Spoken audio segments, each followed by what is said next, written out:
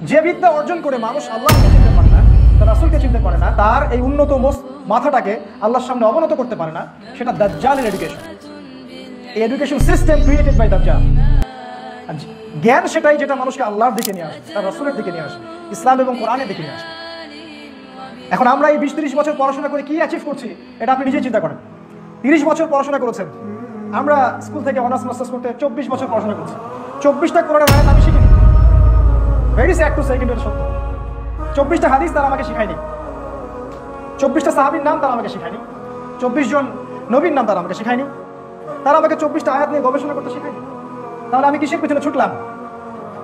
এটাই হচ্ছে গরজুদ দুনিয়া, দুনিয়ার পেছনে ছোটা, যেটা রাসূল সাল্লাল্লাহু আলাইহি ওয়াসাল্লাম বলেছেন শেষ জামানায় মুসলিমরা গরুর রশি ধরে থাকবে, মানে দুনিয়া নিয়ে ব্যস্ত থাকবে।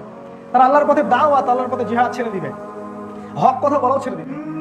তারা মানুষকে ভয় করবে, আল্লাহকে ভয় বাদ দিবে। তিনি আরো বলেছেন আখিরুজ জামানের সাইন হচ্ছে যে মানুষ সত্যবাদীকে মিথ্যাবাদী বলবে, মিথ্যাবাদীকে সত্যবাদী বলবে।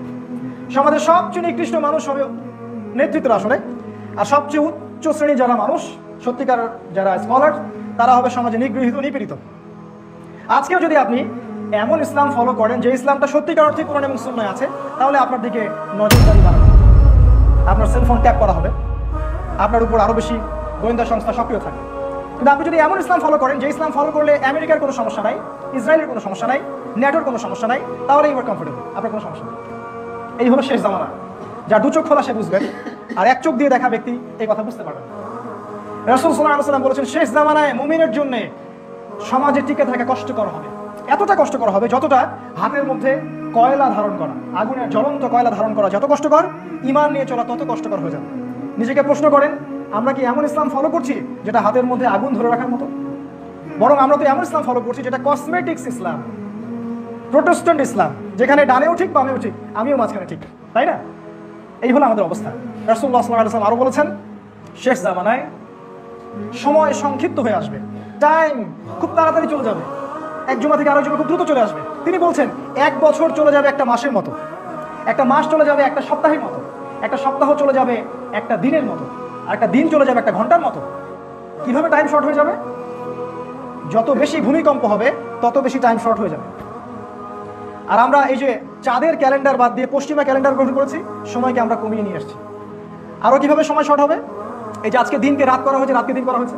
ছেলেরা ঘুমাতে যায় রাত 3টায়, ওঠে 10টা, 11টা, 12টায়, ওদের জন্য দিন হচ্ছে 6 ঘন্টা। আর আজকে থেকে আমাদের বাপদাদারা যারা ছিলেন তারা সেই ভোর 4টায় উঠতেন এবং রাতের বেলা তাড়াতাড়ি ঘুমাতেন। তাদের কাছে দিনটা অনেক লম্বা ছিল, তারা অনেক কাজ করতে পারতেন, তাই না? এইভাবে আমরা দিনকে শর্ট করে নিয়ে আসছি, সময় সংক্ষিপ্ত করে আমরাই নিয়ে আসছি।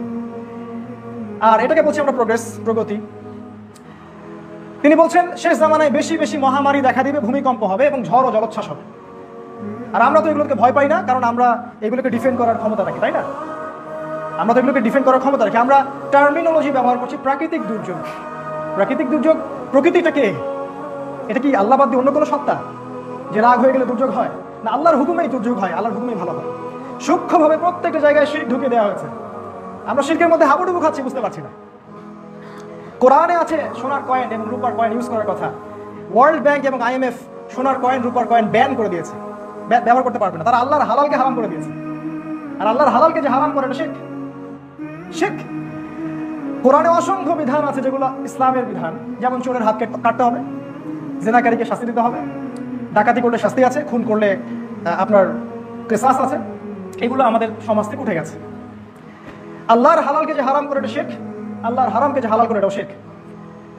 এগুলো আপনি তখনই বুঝতে পারবেন যখন আপনি কবরে থাকবেন, তার আগ পর্যন্ত বুঝতে পারবেন। রাসূল সাল্লাল্লাহু আলাইহি ওয়াসাল্লাম আরো বলেছেন শেষ জামানায় বেশি বেশি হত্যাকাণ্ড হবে। একজন ব্যক্তি যে হত্যা করছে সে জানবে না আমি কেন তাকে হত্যা করলাম, আর যে ব্যক্তি নিহত হবে সেও বুঝবে না কেন আমাকে মারবে। সুবহানাল্লাহ। আজকে বিশ্বের যে কোনো জায়গায় তাকিয়ে দেখেন, প্রত্যেকটা দেশেই দেখবেন মুসলিমদের রক্ত ঝরছে। আপনি যদি চোখ খোলা রাখেন দেখতে পারবেন প্রত্যেকটা জায়গায় যারাই প্রপারলি ইসলাম ফলো করার চেষ্টা করবে এদেরকে ডমিনেটেড করা। যদি আপনি আল্লাহ এবং তার রাসূলের উপর থাকতে চান, আপনার উপরে সামরিক নির্যাতন চলে আসবে, ইকোনমিক স্যাংশন চলে আসবে, অর্থনৈতিক অবরোধ চলে আসবে, আপনি পারবেন না। শেষ জামানায় মুমিনের জন্য সমাজে টিকে থাকা খুবই কষ্টকর হবে। রাসূল সাল্লাল্লাহু আলাইহি ওয়াসাল্লাম বলছেন অবস্থা এমন হবে যে একজন মুমিনকে ওই পাহাড়ের পাদদেশে হিজরত করতে হবে, কিছু বকরি নিয়ে, কিছু রাখাল, কিছু বকরি মেষের পাল নিয়ে, যেখানে বৃষ্টি হয়, সেই ঈমান নিয়ে ওখানে হেফাজত করবে, দূরে চলে যাবে। সমাজে টিকে থাকা সম্ভব হবে না। যারা টিকে থাকতে চাবে তাদেরকে সার্বিকভাবে তারা আক্রমণ করবে, টিকতে পারবে না।